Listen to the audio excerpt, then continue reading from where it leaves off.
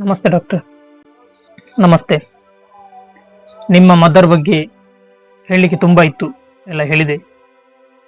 ಈಗ ಒಂದೇ ಮದರ್ಗೆ head operation ಆಗಲೇಬೇಕಾಗಿದೆ, ಬೇರೆ ದಾರಿ ಇಲ್ಲ.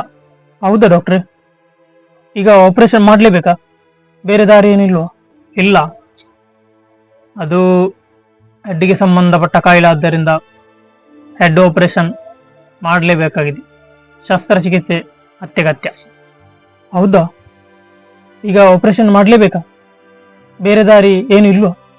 ಸರ್, ಹೆಡ್ ಆಪರೇಷನ್ ತುಂಬ ರಿಸ್ಕ್, ಆದ ಕಾರಣ ಆದರೂ ಕೂಡ ಹೆಡ್ ಆಪರೇಷನ್ ಮಾಡಲೇಬೇಕಾಗಿದೆ.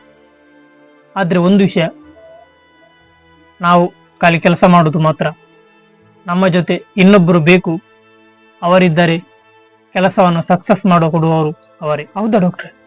ಯಾರದು? ಯಾರು? ದೇವರು.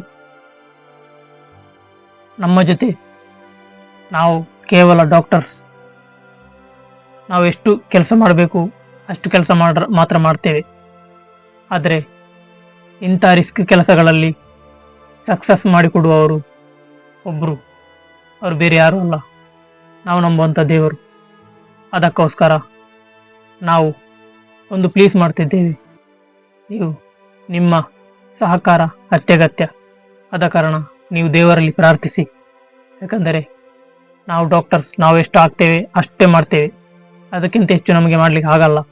ಆದರೆ ಸಕ್ಸಸ್ ಮಾಡಿ ಕೊಡುವವರೊಬ್ಬರು ಇದ್ದಾರೆಂದರೆ ಅದು ನಾವು ನಂಬುವ ದೇವರು ಮಾತ್ರ. ಆದ ಕಾರಣ ದಯವಿಟ್ಟು ನೀವು ಪ್ರೇಯರ್ ಮಾಡಿ, ಆದಷ್ಟು ಪ್ರೇಯರ್ ಮಾಡಿ. ಪ್ರೇಯರ್ ಮಾಡಿದರೆ ನಿಮ್ಮ ಪ್ರೇಯರ್ ಆ ದೇವರಿಗೆ ಮುಟ್ಟಿ ಅವರು ನಮ್ಮ ಕೆಲಸವನ್ನು ಸಕ್ಸಸ್ ಮಾಡಿಕೊಡ್ತಾರೆ, ಇದು ಖಂಡಿತ.